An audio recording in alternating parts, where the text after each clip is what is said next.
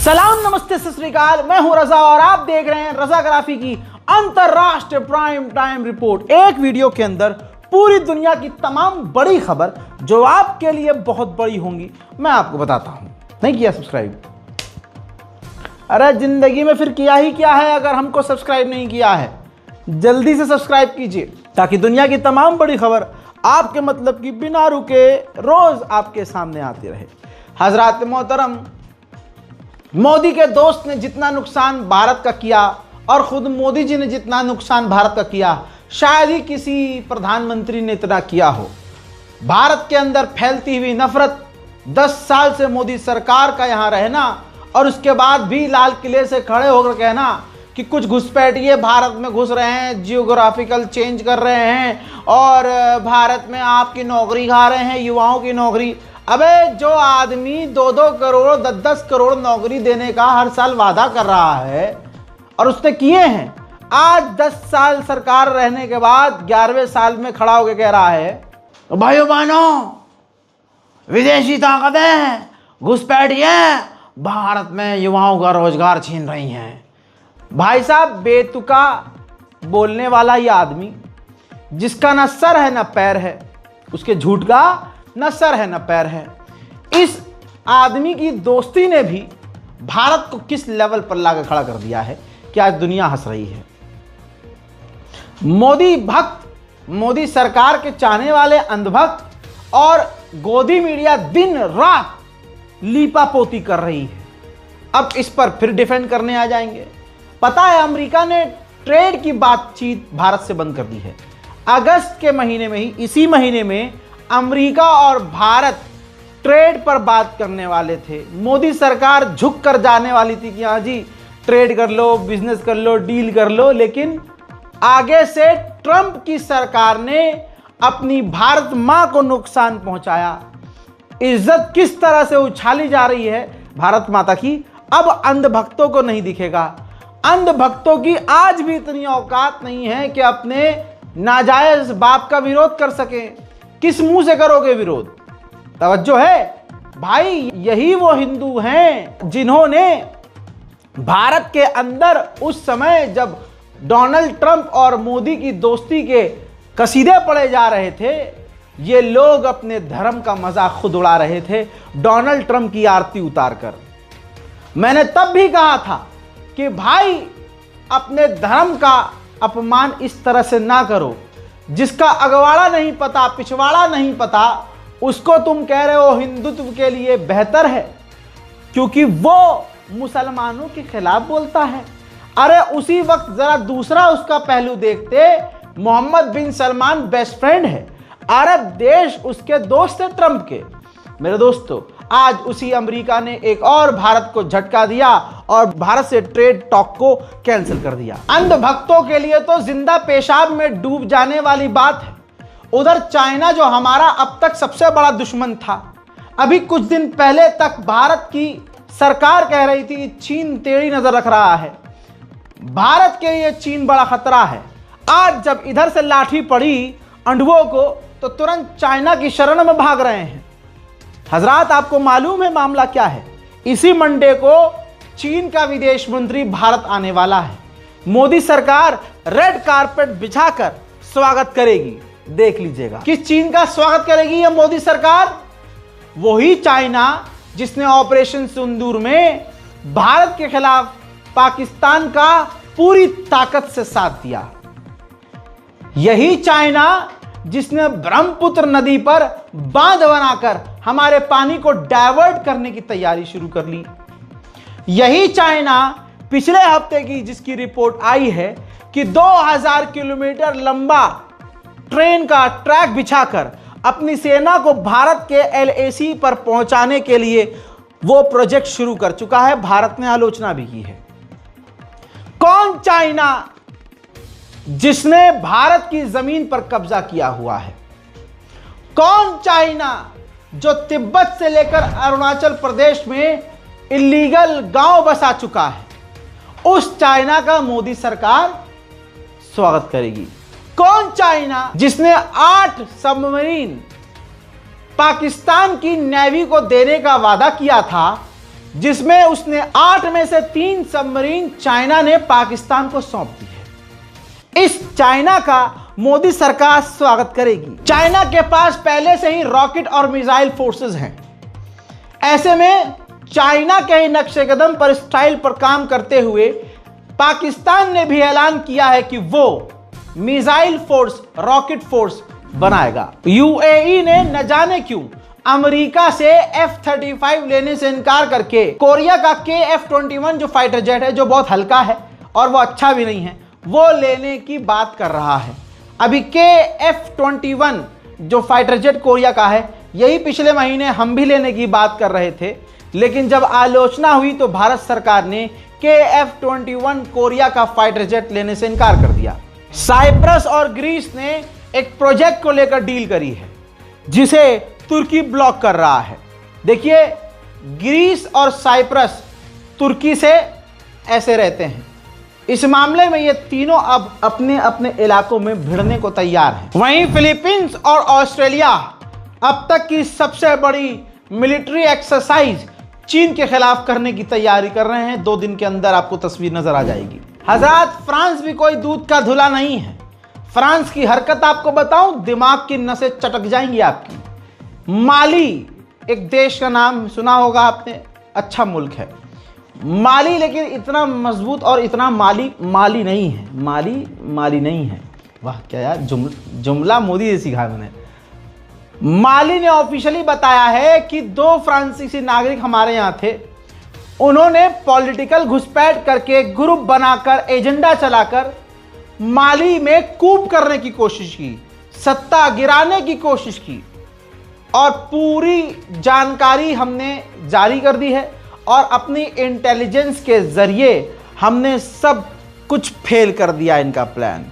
और हमारे इन्वेस्टिगेशन में पता चला कि फ्रांस की इंटेलिजेंस ये सब कुछ माली के अंदर करवा रही थी। सुन लीजिए। Le gouvernement de la transition informe l'opinion nationale de l'arrestation d'un groupuscule d'éléments marginaux des forces armées de sécurité maliennes pour des infractions pénales visant à déstabiliser les institutions de la République.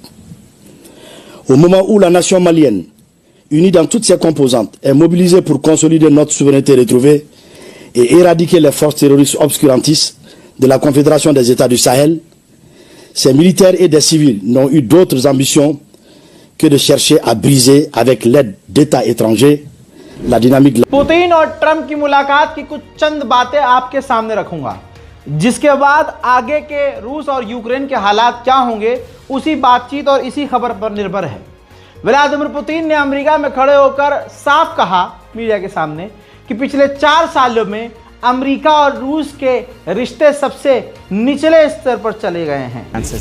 So Russian-American meetings, high-level meetings, haven't been held in more than 4 years. This is a long period, and this was a very tough period for both our countries. In fact, let me be frank, this was the lowest point for us since the Cold War, and this wasn't a positive thing for the world or for our countries. So it was evident, self-evident, that sooner or later we had to rectify the situation and return to dialogue. So that is why a personal, in-person meeting of the 2 leaders of the 2 countries was a necessity. We did a lot of work, our teams did a lot of work to prepare for this meeting. Myself and President Trump have had very good direct contacts, conversations over the phone, and as you know, American Special Envoy Mr. Witkoff came to Russia on multiple occasions, and our foreign ministries, heads of foreign ministers were also in communication. अच्छा, उन्होंने आगे आपने सुन लिया होगा, उन्होंने साफ तौर से ये कहा कि हमें इस जंग को खत्म करने में इंटरेस्ट है।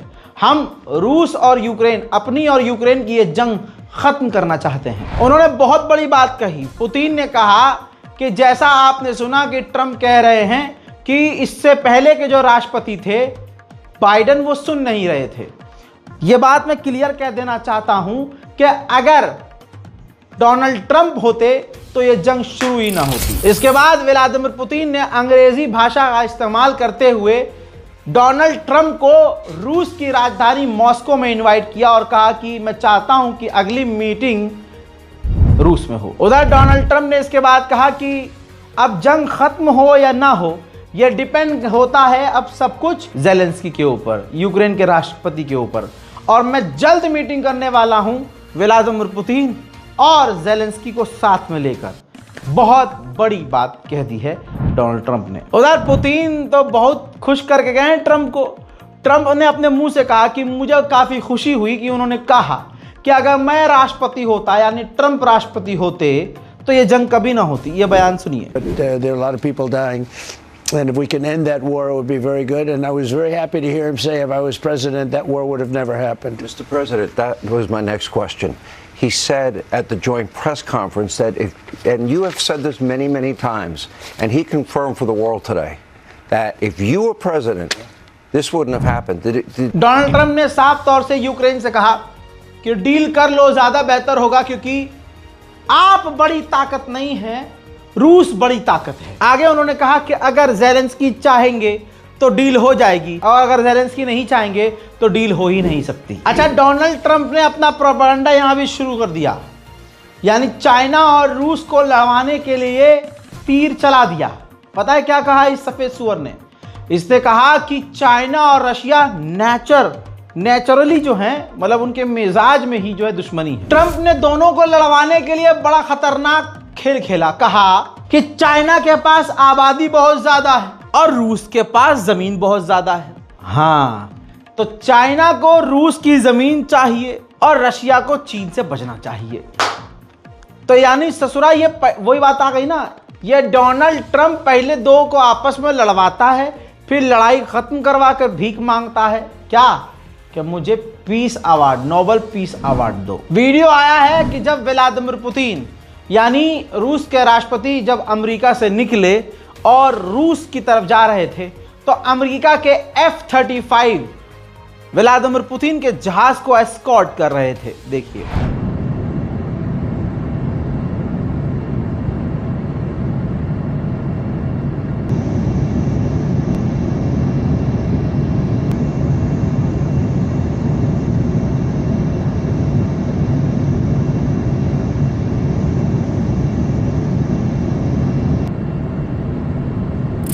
जब मेहमान पुतिन चले गए, तब डोनाल्ड ट्रंप ने ज़ेलेंस्की से, ब्रिटेन से, जर्मनी से, फ्रांस से, नेदरलैंड से, फिनलैंड, पोलैंड, नेटो के चीफ, यूरोपीय यूनियन के चीफ, इन तमाम लोगों से फोन पर बात की। डोनाल्ड ट्रंप ने सबको जानकारी ये दी कि सीज फायर नहीं चाहते व्लादिमीर पुतिन। पुतिन चाहते हैं एक अच्छा और मजबूत एग्रीमेंट, जिसके बाद ये जंग प्रॉपर तरीके से खत्म हो जाए। मेरे दोस्तों, आपको बता दूं कि डोनाल्ड ट्रंप ने यूरोपीय यूनियन और दूसरों को जानकारी दी है कि ये जंग अभी खत्म हो जाएगी अगर ज़ेलेंस्की डोनबास जो है, जो यूक्रेन का शहर है जिस पर रूस का कब्जा है, यूक्रेन वो शहर छोड़ दे, और जिन जिन यूक्रेन के इलाकों पर रूस ने कब्जा किया हुआ है, यूक्रेन जस का तस छोड़ दे और रशिया को दे दे। और इसके बदले में सीज फायर होगा, और पुतिन लिख कर देने को तैयार हैं कि वो यूरोप पर और यूक्रेन पर कभी हमला नहीं करेंगे। इसके अलावा पुतिन ने कहा है कि जिन यूक्रेन के इलाकों पर हमने कब्जा किया है वो हमारा रहेगा, वो लाइन अब हमारे अंदर है, और डोनबास यूक्रेन का जो इलाका है जहां यूक्रेन अभी कहीं कहीं मौजूद है, यूक्रेन के सैनिक वहां से बाहर निकल जाएं, जंग खत्म हो जाएगी। इसके बदले में अमेरिका ने कहा है, यानी डोनाल्ड ट्रंप ने कहा है कि अगर ये बातें मान लेता है अगर यूक्रेन, तो हम यूक्रेन को सिक्योरिटी देंगे नेटो की तरह, लेकिन नेटो में शामिल नहीं करेंगे। ये भी, यानी दोनों हाथ में लड्डू इस वक्त रूस के हैं। यूरोपीय यूनियन से ये बता रहे हैं डोनाल्ड ट्रंप कि पुतिन भी राजी हैं कि हाँ, यूक्रेन को सिक्योरिटी की गारंटी मिलनी चाहिए, आप लोग सिक्योरिटी की गारंटी दीजिए, लेकिन नेटो की तरह नहीं और नेटो में शामिल करके नहीं। पुतिन ने डिमांड करी है डोनाल्ड ट्रंप के सामने कि एक बार फिर से यूक्रेन की जो मातृभाषा हो वो रशिया की जाए, रशियन भाषा को यूक्रेन की नेशनल लैंग्वेज बनाई जाए, और जो ऑर्थोडॉक्स, जो ईसाइयों के चर्च हैं यूक्रेन के अंदर, उनको सिक्योरिटी दी जाए। इन तमाम चीजों के आखिर में आकर जिस बंदे पर बात अटकी हुई थी उसने सारी बात खराब कर दी। ज़ेलेंस्की ने साफ कह दिया कि हम डोनबास रूस को नहीं देंगे। सारी बात यहां आके बिगड़ जाती है। इसका मतलब रूस और यूक्रेन की जंग नहीं रुकेगी। उधर भारत के विदेश मंत्रालय के द्वारा ऑफिशियल स्टेटमेंट जारी करके स्वागत किया गया है कि जिस तरह से डोनाल्ड ट्रंप और पुतिन ने बातचीत करके मामले का हल निकालने की कोशिश की है, यही भारत का तरीका रहा है और भारत इसी के पक्ष में है। वहीं अपनी कुर्सी को सिक्योर करने के लिए आदमी क्या क्या नहीं करता। ट्रंप ने कहा है कि चाइना के राष्ट्रपति शी जिनपिंग ने मुझसे वादा किया है कि जब तक आप अमेरिका के राष्ट्रपति हैं, मैं ताइवान पर हमला नहीं करूंगा। I'll tell you, you have a very similar thing with President Xi of China and Taiwan. But I don't believe there's any way it's going to happen as long as I'm here. We'll see. He told me I will never do it as long as you're president. That's President Xi told me that. And I said, well, I appreciate that. But he also said, but I am very patient. And China is very patient. I said, well, that's up to you. But it better not happen now. मेरे दोस्तों, ये खबर का जो portal है हमारा international prime time का जो एपिसोड आता है, आपको कैसा लगता है इस बारे में मैं खुद आपकी कमेंट पढ़ना चाहूँगा। तो कमेंट कीजिए, लिखिए, इस वीडियो को शेयर कीजिए, फेसबुक पर शेयर कीजिए, यूट्यूब पर पोस्ट कीजिए, व्हाट्सएप पर स्टेटस लगाइए, कुछ भी कीजिए, लेकिन दुनिया तक हमारे चैनल को पहुँचाइए ताकि हमारे अपनों को पता तो चले कि दुनिया में चल क्या रहा है। क्योंकि आज के वक्त जो सबसे बड़ा हथियार है ना, वो इन्फॉर्मेशन है। आपके पास सही इन्फॉर्मेशन होनी चाहिए। लिहाजा गोदी मीडिया आप देखते हैं, 5 मिनट की वीडियो में 20 बार ऐड दिखाएंगे और एक खबर को 41 बार आपको बताएंगे। समय की बर्बादी से बचिए। रज़ाग्राफी अनस्क्रिप्टेड को सब्सक्राइब कीजिए। अपनी दुआओं में याद रखिए। मैं हूं रज़ा और आप देख रहे थे रज़ाग्राफी अनस्क्रिप्टेड। जय हिंद।